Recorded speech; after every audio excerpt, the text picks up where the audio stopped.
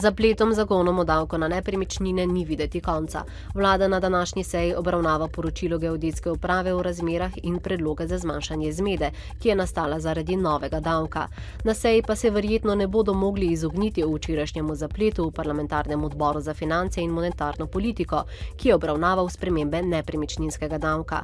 Vlada je hotela izenačiti obdavčitev vseh stanovanjskih nepremičnin z dopolnilom, a je zakonodajno-pravna služba državnega zbora predlog dopolnila označila kot neustavnega.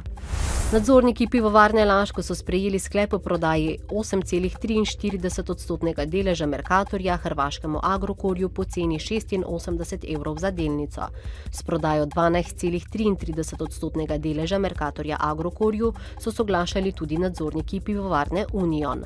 Nadzorni svet Radenske pa je soglasje za prodajo svojih 2,57% delnic dal že v torek. Oškodovanci, ki so ob februarski vremenski ujmi na kmetijskih zemljiščih, objektih in drugi infrastrukturi utrpeli škodo zaradi poplav, snega in žleda, imajo še danes čas za prijavo škode. Regijske komisije za ocenjevanje škode bodo kontrolne preglede opravile do 21. marca. V jedrski elektrarni Krško in na njenem območju so v noči na petek izvedli vaje za primer fizičnega ogrožanja varnosti tamkajšnjega jedrskega objekta. Vaja je potrdila ustrezno usposobljenost in sodelovanje pristojnih služb ter enot. Vajo so nadzirali predstavniki policijske uprave Novo mesto ter opazovalci uprave za jedrsko varnost skupaj s predstavniki Ministrstva za notranje zadeve in Generalne policijske uprave. V vseh javnih vrtcih po Sloveniji marca potekajo vpisi otrok za prihodnje šolsko leto.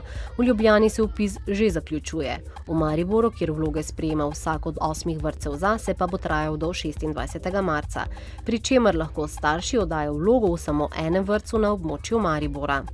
V Celju bodo ta konec tedna potekali sejmi Flora, Poroka in Altermet, hkrati 37 dnevi čebelarstva Api Slovenija. Svojo ponudbo bo predstavilo več kot 400 razstavljavcev iz Slovenije in tujine. V ospredju Flore sta zelo aktualni samooskrba in slovenska pridelava. Sejem prinaša tudi nove cvetličarske in vrtnarske trende. Mogoč bo tudi nakup sadik vrtnin, zelišč in sadnega drevja. Sejem Poroka bo na enem mestu ponudil vse za poročno slavje, na sejmu Altermet pa bodo na ogled izdelki za zdravje ter predstavitve o uporabi divje hrane, začimb in zdravilnih tehnik. Danes je svetovni dan spanja, ki ga od leta 2008 zaznamujemo v petek pred spomladanskim enakonočjem. Namen je ljudi ozavestiti o pomenu kakovostnega spanja in dejstvu, da so motnje spanja zdravstvena težava, ki je obvladljiva s preventivnimi ukrepi in zdravljenjem. Težave s spanjem po nekaterih podatkih namreč pestijo že okoli 45% ljudi po svetu. 15. marca se končuje tako imenovana prometna zima, ko avtomobili na cesti ne potrebujejo več zimske opreme, predvsem pa zimskih pnevmatik. V primeru zimskih razmer pa je zimska oprema nujna tudi po tem datumu. A zime zagotovo ne bo v prihodnjih dneh, vremenoslovci namreč napovedujejo pomladno vreme.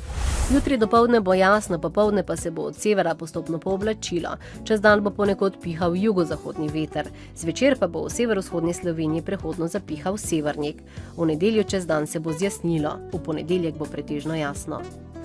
Danes v Dnevniku televizije Maribor. Kuvajtski poslovnež razkriva načrte za gradnjo mednarodne univerze v Mariboru. Konec maja nas čakajo že 3. volitve v Evropski parlament. V Mariboru uspešno obnavljajo minoritski kompleks na Lentu, končujejo se zadnje arheološke raziskave. Novice Štajerske, Pomurja in Koroške ob 18.